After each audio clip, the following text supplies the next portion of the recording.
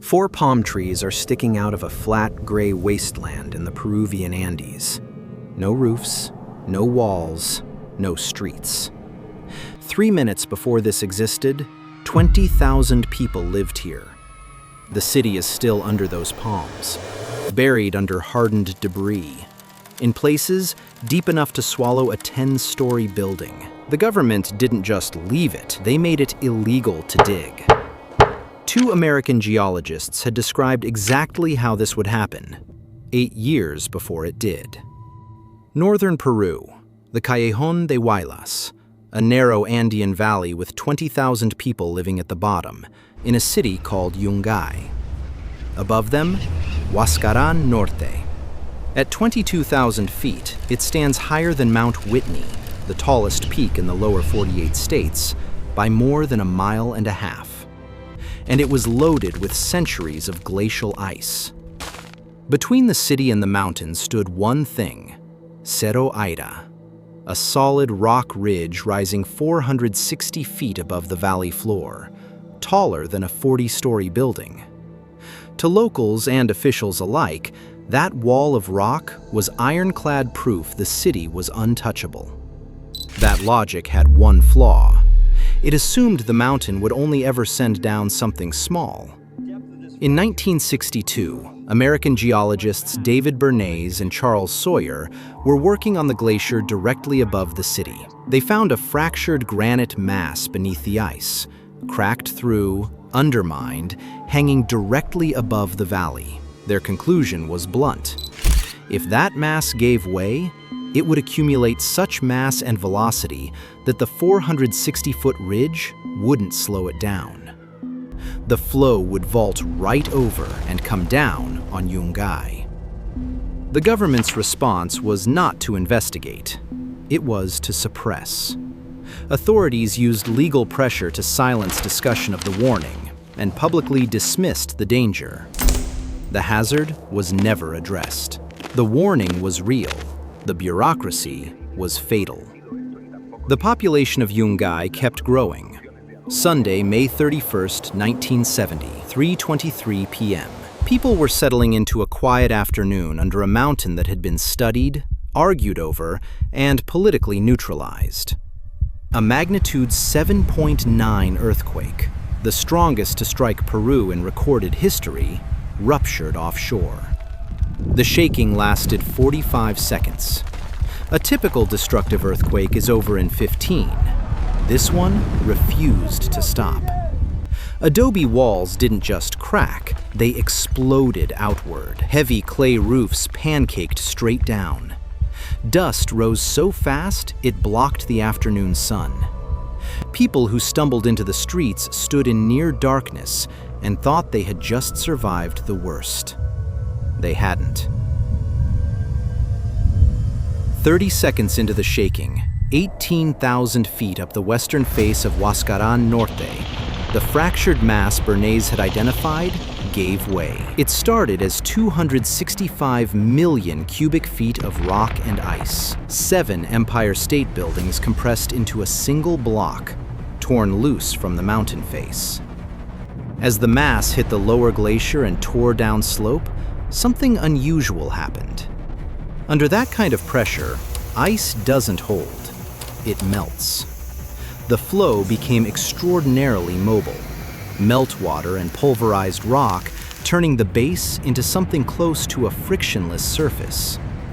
Think of a car hydroplaning on a wet highway at 80 miles an hour. Total loss of grip, total loss of control. Now make that car weigh 1 billion tons. The mass wasn't sliding, it was flying. As it flew, it gorged. Boulders, moraine, glacial lakes, all swept up and absorbed.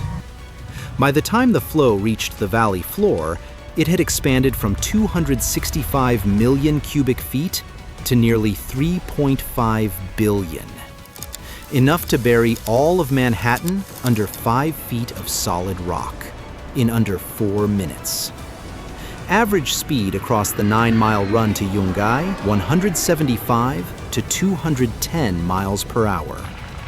Peak velocity in the upper chute? Above 280. Faster than an Indy car at full throttle. At 3:26 p.m., the mass hit Cerro Aira. At 200 miles an hour, a rock wall doesn't act like a shield. It acts like a ramp. Its momentum carried it up and over the ridge, sending a destructive lobe down into Yungay. The ridge that had defined the city as safe for 8 years became the launch pad for its destruction. Down in Yungay, the sky turned pitch black before the wall arrived. Not from clouds, but from the hurricane-force dust moving ahead of it. Mateo Casaverde, a Peruvian geophysicist present in the valley that afternoon, later wrote one line in his official report. The sky went dark and Yungay disappeared. A surviving witness said it sounded like 1,000 commercial jets flying 50 feet overhead. First came the wind, then the dust, then the mountain. By 3:27 p.m., 4 minutes after the earthquake began, Yungay ceased to exist. The plaza, the cathedral, the market, the streets, buried under debris, in places dozens of feet deep. By the following morning, that debris had locked up like poured concrete. The earthquake had broken the town. The avalanche erased it. But scattered across the rubble, a handful of people were still breathing, and the difference between them and 20,000 dead came down to one thing. On Cerro Mirador, the terraced municipal cemetery above the city, crowned by a white statue of Cristo Blanco, people who ran toward it when the sound began reached the upper tiers. The flow scoured the lower terraces clean. Around 90 survivors stood on the upper steps and watched their city disappear below them. Near the eastern edge of town, Circo Verolina had set up at Estadio Fernandez, a sports ground on slightly elevated ground. It was a Sunday afternoon. The show was scheduled for 3:30 p.m. Dozens of children had come without their parents. A Sunday trip to the circus, parents still at home or in the market at the center of the city. The earthquake hit at 3:23. Around 260 children and their teachers were already at the stadium, already on high ground, 7 minutes before the performance they had come to watch. The flow swept past below them. There was no escape. They simply happened to be standing in the one place that held. In the years that followed, a legend spread. A circus clown named Cucharita had led the children up the hill like a Pied Piper, keeping them together while the city below disappeared.